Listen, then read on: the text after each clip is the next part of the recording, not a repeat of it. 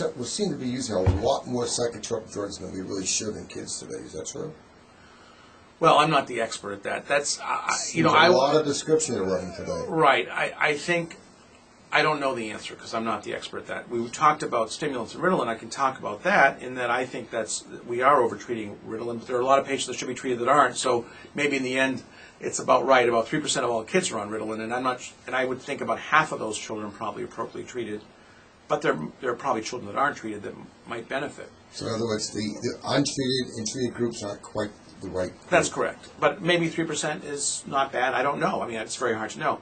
In terms of psychotropic drugs, again, I'm not the expert. I'm a neurologist, but I kind of agree with you that my sense is it's over-treated. A lot of neuropsychiatric diseases, I think, are over-diagnosed. And some may be underdiagnosed, though, too. I get several patients who are on 4 or 5 psychotropic drugs by psychiatrists, and I cringe to see it all the time. Yeah, well, I think anytime you see more than one drug, drugs you should be given one at a time. And there are certain drugs that are synergistic, meaning they work better together. So you can talk about 2. When you start seeing 3 and 4 for any disease, one has to worry.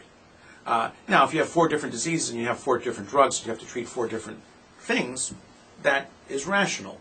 But to give 4 drugs for sort of similar things, usually it's scary, and one has to wonder if that's the right approach.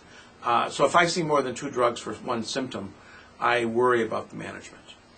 And the biggest movement disorder concern most people is a thing called Tourette's syndrome, which you have in the past discussed in great detail. But if you get a very bad case of Tourette's syndrome that wasn't responding to conservative therapy, is there anything you know that you could do to get this really out of control? Well, we talked about Tourette's. Tourette's basically is a movement disorder. It's a motor tic and associated with a verbal tic that goes on for a year. Most patients are mild, don't need to be treated, and it's probably very common. Now, there are occasional patients that are very difficult to treat.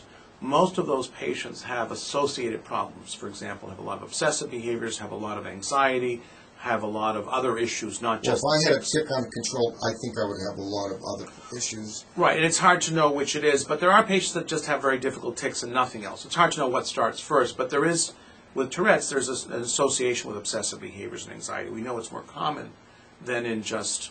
So if you have a kid that has a very bad case, and someone asked you, what would be your approach? Well, I would want to make sure that we're treating the other behaviors that might be a problem. If there are not any other behaviors that are a problem, the treatment is basically, so you treat the other behaviors. In other words, if the child is so obsessive that the tics are getting worse because he's obsessive, you treat the obsessivity. If the tics are really just the primary problem, there are different approaches. People sometimes use Valium-type drugs. Many people use as a first-line clonidine, which is a blood pressure drug, which takes the edge off. And we only treat tics, again, if they impact on the child's functioning, academic or social, or if they hurt the child. Sometimes tics can be so severe that they actually hurt. After that, the third thing that is used are major tranquilizers, like risperidol and those medications, and they do work for tics. I rarely use them. Again, it might be part of my practice. I may not see the most severe Tourette's patients.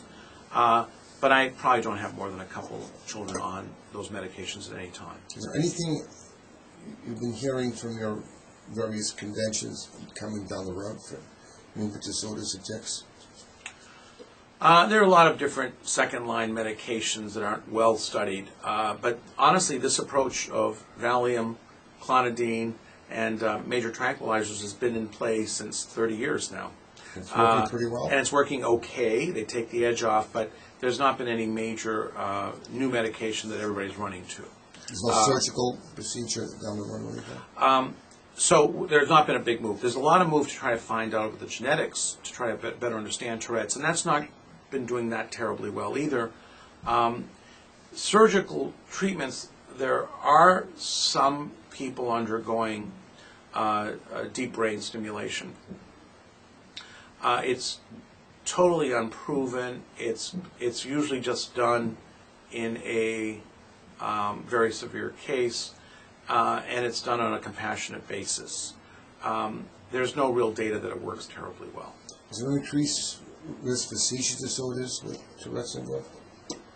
I don't know that there is. I've not heard, I don't know if there is an increased incidence. I don't think they have a higher risk of seizures. But if they do, it's more complicated?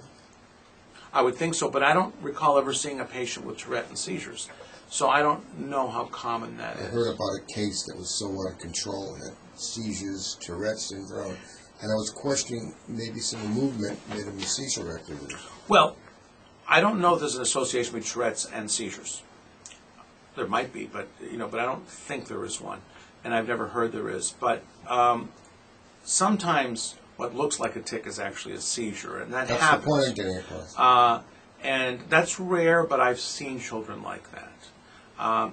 So even though with a patient with tics we don't do any tests, there are sometimes tics that are somewhat unusual. They're different than what most people have. And we sometimes will work that up for seizures. But that has to be on a case-by-case basis. But yes, occasionally children that people think have tics actually have seizures. Conversely, I've seen children that people think have seizures that have tics, that are on seizure medications. I've seen that just as often, actually, or maybe more often. So it comes down to you've got to go to a good diagnostic pediatric or adult neurologist, depending on your age, to do a proper evaluation, because it's not a simple question. Well, it's not that hard, usually, but the point But is... you. Well, no, I think it's not that hard. The doctor should be able to explain what a tic is and what a seizure is and why they're different. And then you should go home as a patient and feel very comfortable that this is a tic. So that if it's not, or if you're seeing something different, you'll be able to call up the doctor and say, hey, I don't think this is a tic. I think it's a seizure. Or I think it's not typical of what you said to me. So that's basically for both the patient and the doctor. For the most, for 99.9